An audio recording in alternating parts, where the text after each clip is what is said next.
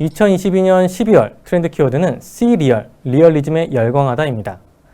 네, 최근 현실적인 경험을 기반으로 스토리를 만들고 대중의 인기를 얻고 있는 컨텐츠가 늘어나고 있는데요. 이런 트렌드가 컨텐츠뿐만 아니라 개인이나 기업에게까지 영향을 미치고 있는 특성이 나타나고 있습니다.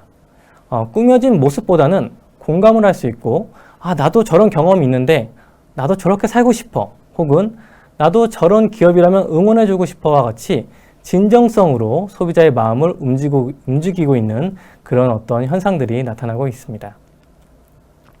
저희는 이러한 현상을 See-Real이라고 정리를 하였고요. 정의를 하면 다음과 같습니다. 개인 관점에서 현실에 있을 만한 스토리를 그대로 재현하고 재미와 진정성을 담아 제작한 하이퍼 리얼리즘 컨텐츠에 열광하는 현상이라고도 볼 수 있겠는데요. 이러한 트렌드를 명확하게 이해하려면 리얼리즘에 대한 개념을 한번 파악해 볼 필요가 있습니다.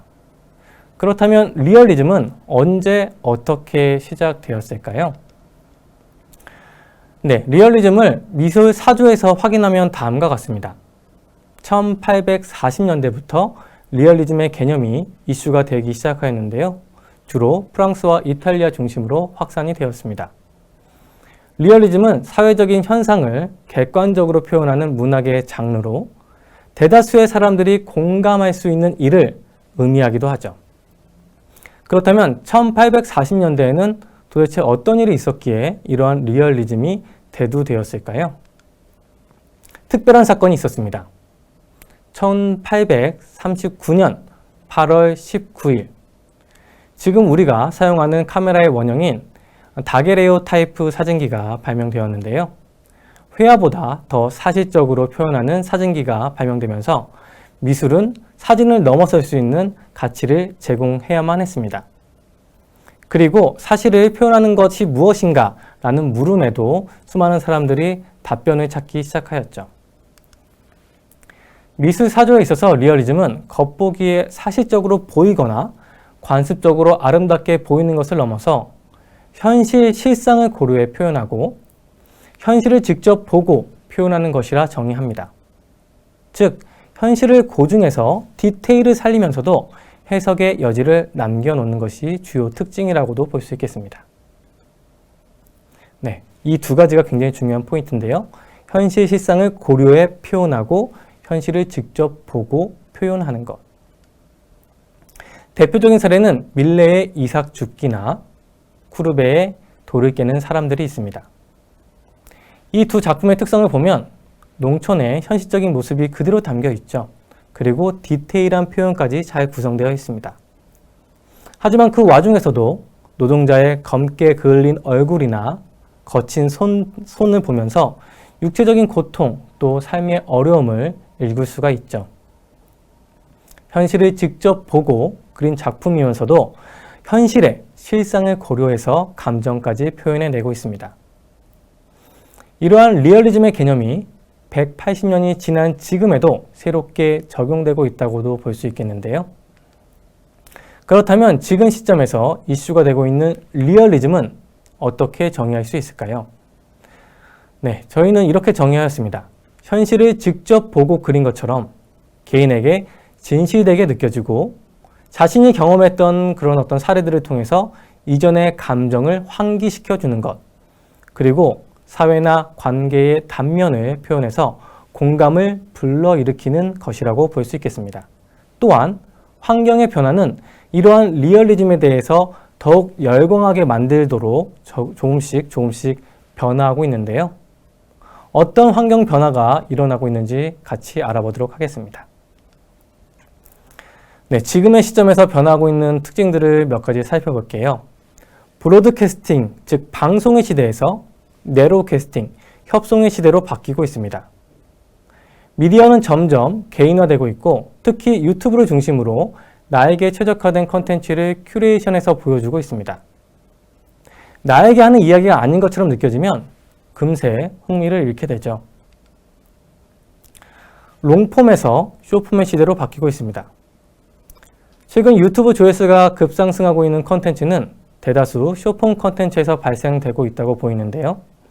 많은 전문가들은 짧은 시간 안에 시청자의 시선을 사로잡기 위한 최적의 컨텐츠는 바로 리얼리즘 컨텐츠라고 이야기를 합니다.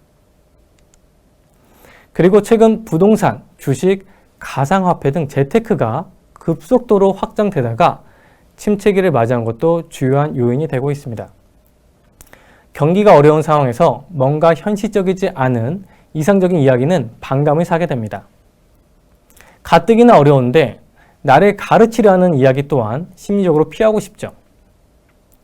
반면 소소하지만 일상 속에서 경험했던 이야기로 재미를 주는 그런 리얼리즘이 담긴 컨텐츠에게는 높은 관심을 보이고 있습니다.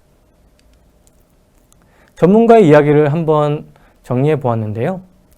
류웅재 한양대학교 교수는 SNS나 유튜브에서 지나친 연출이나 과장된 이미지에 거부감이 들기 시작하였고 평범하면서도 공감할 수 있는 사실주의적 컨텐츠가 인기를 끌고 있다고 이야기를 합니다.